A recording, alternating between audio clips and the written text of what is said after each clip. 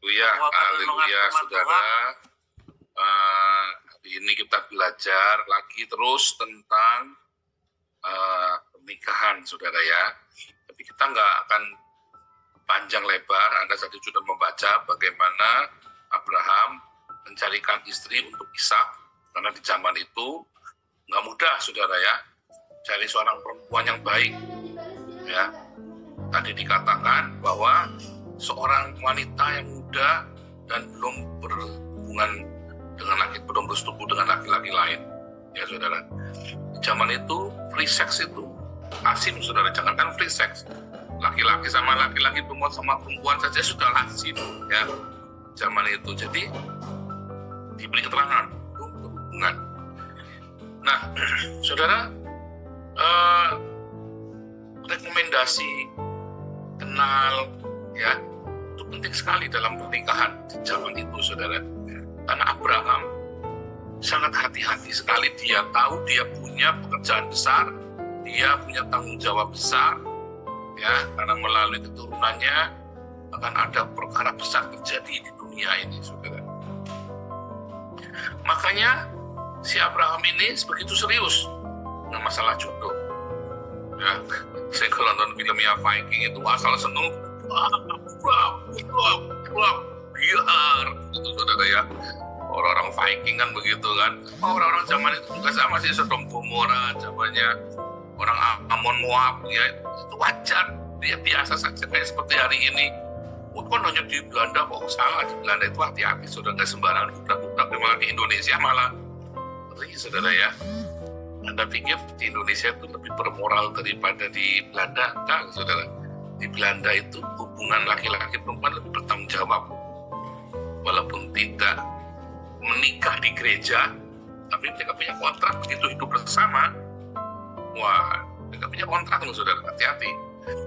Ya, mereka sini lebih berhubungan laki-laki. Oke, hubungan tinggal bersama itu di sini lebih bertanggung jawab. Ya, itu yang saya lihat. Ya, saya kan tinggal di ini ya. Kalau di kota besar semuanya sama, saudara, ya nggak beda. Saya kan tinggal di apa namanya, di kota kecil ya. Di desa juga, tapi di kota kecil, dan saya banyak pergi ke desa. Saya banyak ketemu dengan orang-orang Belanda yang tinggal di desa, orang Jerman yang di desa. Mereka nggak sembarangan ya, saudara ya, asal suku gitu, ya gitu ya. Cuman intinya ya bahwa masalah syahwat ini sangat ribet, ya, dan Anda harus bertanggung jawab. Kalau enggak, ya enaknya nggak seberapa, sakitnya seumur hidup, saudara. Nah, meninggalkan bekas yang tidak baik. Habis itu bukan cuma sakitnya seumur hidup, anak-anaknya juga berantakan, saudara. Yang korban anak-anaknya. Jadi sebelum menikah itu kudu diberesin dulu. Nah, masalahnya dari kecil kalian menjadikan pernikahan ini kan buat job. Siapa orang tua yang suka ngeledek-ledek anaknya, dijodoh-jodohin sama ini itu suka dibully gitu ya, saudara ya. Hati-hati, saudara. Pernikahan, lalu Anda bilang, anakku tadi jodoh sendiri, saya nggak mau memaksa.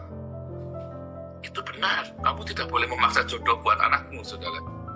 Tetapi waktu dia milih jodoh, dia akan pilih jodoh yang kotak, yang bundar, yang segitiga, yang peyang, yang utuh itu, yang gerowong, sundel bolong, kuntilanak, malaikat. Itu berdasarkan rekaman-rekaman dari kecilnya dia loh, saudara.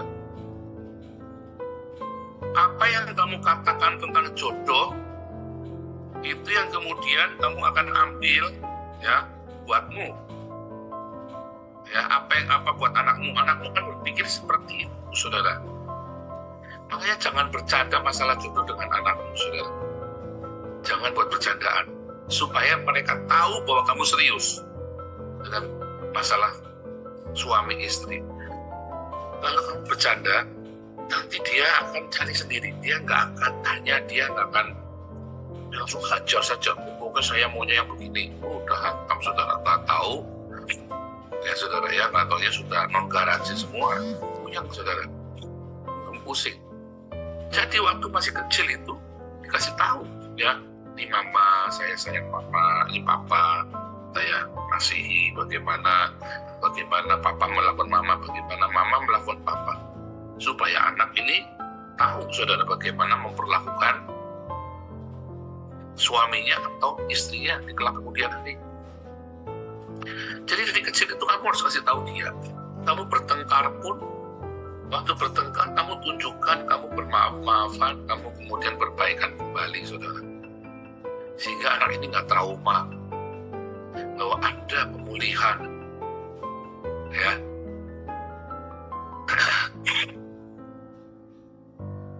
Jadi waktu kecil anak ini diajari, diarahkan.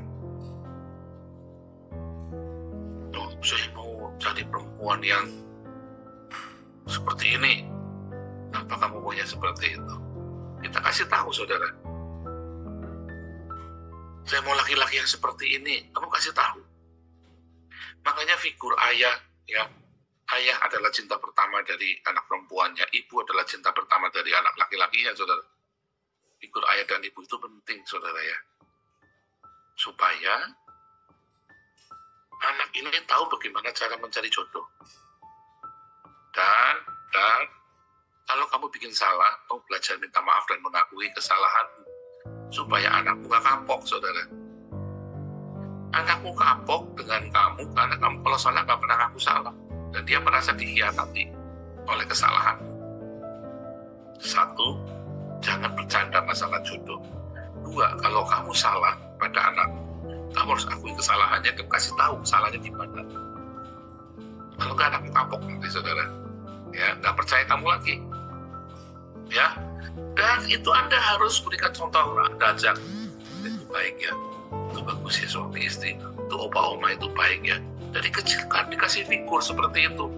Jangan Anda kalau mau jodoh, kasihnya Hans Christian Andersen, Anda kasihnya buku-buku, novel-novel pecisan. Wah, sudah nonton film-film yang, aduh, sinetron-sinetron yang kurang ajar itu, saudara ya.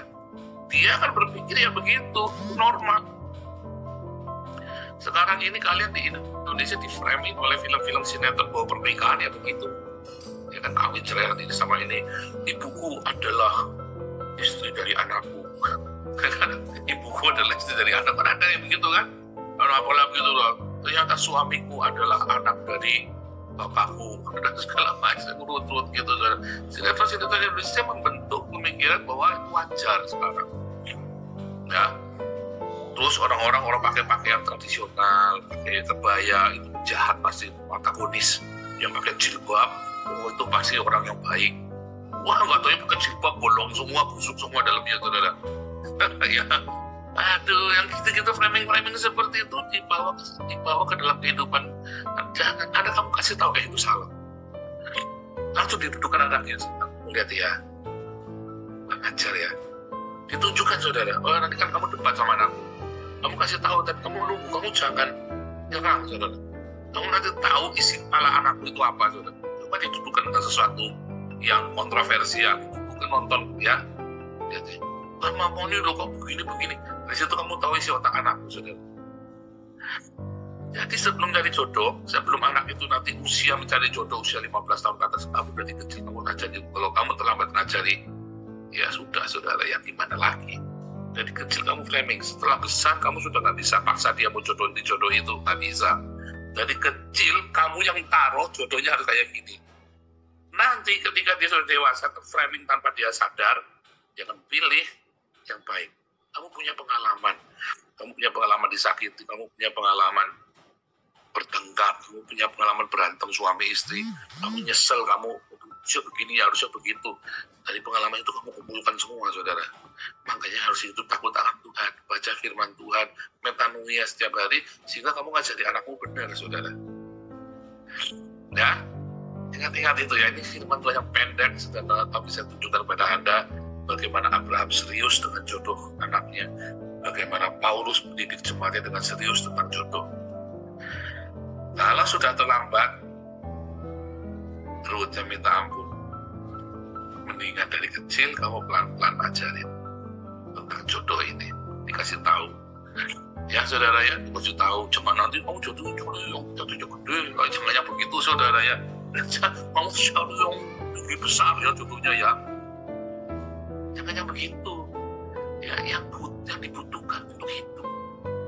diajari konsepnya bahwa jodoh yang baik adalah yang bisa hidup bersama-sama, yang bisa berbagi bersama, hidup bersama-sama, saling memaafkan dan seterusnya. Saudara, ada di dalam Alkitab supaya bisa membentuk tujuan yang sama. Ya, kan dikasih tahu nanti kamu bosan masalah ini, bosan itu, ada masa-masanya bosan, ada masa-masa bertengkar. Kita ceritain semua, saudara ya. Wah, itu Anda perlu hati yang bijaksana buat ngajari tentang jodoh kepada anak. Dan Anda tidak bisa percayakan kepada guru sekolah minggu. Harus kamu sendiri yang ngajarin. Ya, Tuhan Yesus memberkati.